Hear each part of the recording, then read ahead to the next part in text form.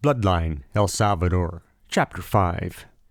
Acapulco was full of fancy hotels and all the menial jobs that go along with hotels, just as Manuel had envisioned it. He rented a decrepit room in the poor section of town. There was an ancient iron-framed bed in one corner of the room, its concave mattress covered with a stained terry-cloth bedspread. The only other furnishings in the Spartan room was a scarred bedstand with a ceramic water pitcher and a sink with one water tap. There was no closet, only a stand fashioned out of metal pipes to hang clothes upon. To him, the room was sheer heaven. Indoor plumbing and electricity were luxuries that he had heard described but never experienced. He pulled the bedspread back and a handful of cockroaches scurried off in every direction. Real cotton sheets, he thought in satisfaction as he gave the bed a couple of good thumps with his hand. Living conditions were going to be great, so long as he could procure employment before his money ran out. Manuel took a stroll through a shopping district, gawking in awe at the incredible display of clothing and goods for sale. An off-duty waiter was admiring a suit in one of the shops. He wore the customary white starched shirt, bow tie, and black slacks of waiters throughout the world. Manuel entered the shop and discreetly took one of the clerks aside. "Excuse me, senor," he said in a low voice. "Do you see what that young man is wearing over there?" The clerk cast a sidelong glance at the waiter. "Of course, senor. So what? Could you sell me clothes like he is wearing?" "Absolutely no problem, senor," said the clerk, drawing a cloth tape measure off his neck. "Let's size you up and we'll have you walking out of here every bit as stylish as our friend across the room." True to the clerk's word, Manuel left the shop a clone of waiters throughout the world. He walked to several hotels inquiring about employment. He figured that he could handle some sort of janitorial or housekeeping position. For some reason, the bell captains kept sending him to the hotel restaurant to apply. Manuel figured that perhaps they were the only positions available. He didn't much care. City work would be a piece of cake compared to the plantations back home. It didn't take long for the restaurant managers to figure out that he didn't have a clue about waitering. However, the manager at the third restaurant took a liking to him. He recognized the sincerity about him that the manager knew could be parlayed into a dependable employee. "I'll tell you what, my friend. You don't know a thing about food and you can't count money. To top it off, your Spanish is coarse and unrefined. You dress like a waiter, but you are no waiter. Definitely not a waiter," he repeated for emphasis. "But wait," he said, raising one finger at a crestfallen Manuel.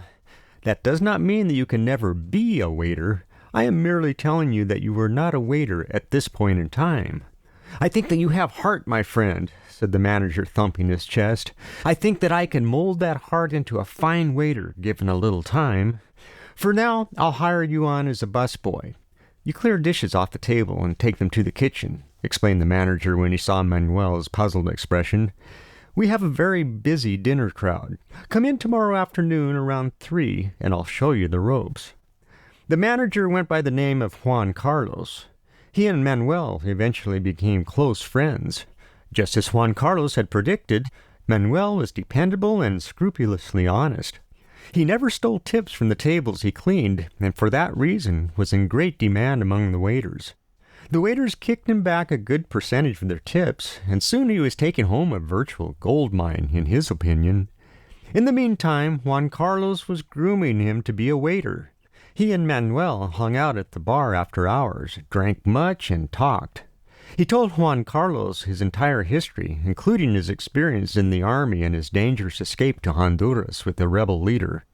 Juan Carlos, in turn, helped him to speak proper Spanish and to carry himself with class and self-assurance.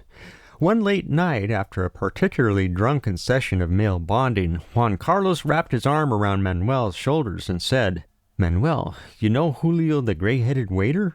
He's been a waiter for 30 years. You want to know where he is after 30 years? He lives with his wife and 4 kids in a dumpy room no better than yours. 30 years. And on top of that, his old lady has to work as a seamstress to make ends meet. You think that is good?" Manuel shook his head. You're damn right that's not good. I tell you, Manuel, you got the heart and the balls to leave that dead end behind. You deserve to have a good woman, and you deserve to raise your children in a nice house. You won't be able to do that as a waiter, guaranteed. Listen to me, Manuel. I'm going to bare my soul to you, my friend. I need your word that this is as far as this conversation will ever go. This is Manuel Villalobos you're talking to, Juan Carlos. I swear to God I would put my life on the line for you. That's how much I love you, my friend. Good, Manuel, good. I knew that, but I had to hear it from your own mouth. Let's talk about American tourists for a bit. Now, they come to Acapulco to soak up the sun, eat our fine food, and drink our fine spirits. Am I right? Manuel nodded. Okay, this is true for the older tourists. They do just that and then fly back to America with a god-awful sunburn and a colossal hangover. Now, the younger Americans, bless their hearts, are into a different scene altogether. Young Americans love the white powder. You understand the white powder? The coca leaf? Manuel nodded. He had chewed the coca leaf when working on the plantations to pick himself up. It was no big deal to him. He didn't particularly like it because it made him more tired than before once the coca wore off. He explained this to Juan Carlos. This is true, Manuel. To us, it's no big deal, but the Americans go crazy over the stuff. They're willing to pay more than you can make in a year. To put it bluntly, coca is where the money's at. You can take your fancy restaurants and hotels. If the truth were known, the drug dealers own them anyway. I'm no big-time dope dealer, but neither do I want to work my life away for 30 years like Julio and end up in some roach hotel. Hey, I dabble in the stuff. I move a little here, a little there, to spoiled rich American brats, and I make excellent money, Manuel. Excellent money. I don't worry about the police. They're all paid for, and everybody's happy. I only have one problem, but it's a big problem. Do you know where Panama is at? Manuel shook his head. Well, Panama is further south than El Salvador and borders on Colombia. Colombia, my friend, is where the coca is at. La Milicia Panameña has no qualms about smuggling dope into Panama. But after that, there is one big roadblock. Do you know what that roadblock is? Again, Manuel shook his head. Your countrymen, Manuel. They like to kill one another, and they show no signs of letting up. War is bad for business, because guess where the coca has to pass through to get to Mexico? That's right, El Salvador, Honduras, and Guatemala. Everybody's fighting in those countries. They're nuts. That is what you left behind, Manuel. You were a genius to leave that bullshit behind, because we mortal humans don't have enough years on this earth to fight some endless war over politics. Mark my words, 10 years from now they will still be fighting, and the people of El Salvador will be no better off than they were before they started fighting. You know, a man has to make his own destiny. That's one thing I really admire about you, Manuel. You've got the balls to take risk and make your own destiny.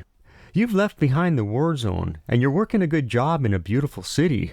What's next for Manuel? Yeah, I've been thinking about that a lot lately. I thought that I would be satisfied just to get out of El Salvador, but now that it's nothing more than a bad memory, I have a feeling that there is better things in store for me. I'm starting to save a little money.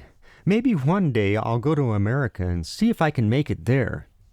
America can be a great place, but you need money, a lot of money.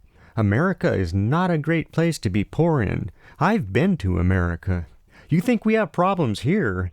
America's cities are overrun with gangs of violent youths. The police have their hands tied by the lawyers, and the poor seem to accept the gangs ruining their lives. No, you need money for America to be a pleasant place. I don't mean to sound negative, but do you realize that you'll never be able to save enough money to live in America on your salary, including the tips? I don't know, Juan Carlos. It's only a dream, you understand. Listen to me, Manuel. If I showed you the way to make enough money in 2 years to go to America, would you do it? Maybe, depending on what I had to do, he replied cautiously. Remember the story you told me about kidnapping the rebel leader and fleeing to Honduras? That was a great story, and it got me thinking. Rebels in those countries are, by necessity, well organized. They're also always chasing after money to finance their army and buy their weapons. Why not offer your rebel friend a chance to raise big money to support their cause just by tapping into the organization they already have in place? Think of it, Manuel. They could be our liaison to Panama to smuggle in the coca. What do they have to lose? If the army captures them, they will be tortured and killed, whether they have any coca or not. But what are the odds that I could ever contact this man again? It can't hurt to try. I would finance your journey to El Salvador. If you cannot find your man, there are many other rebels, and you would still end up with money in your pocket. I'm telling you, Manuel, it gets harder and harder to bring in enough product. If you could pull this business deal off, I will take care of you as long as I stay in business. Keep in mind that I only plan on staying in business for 2 more years, but in that time we will both be prosperous enough to do what we want to do.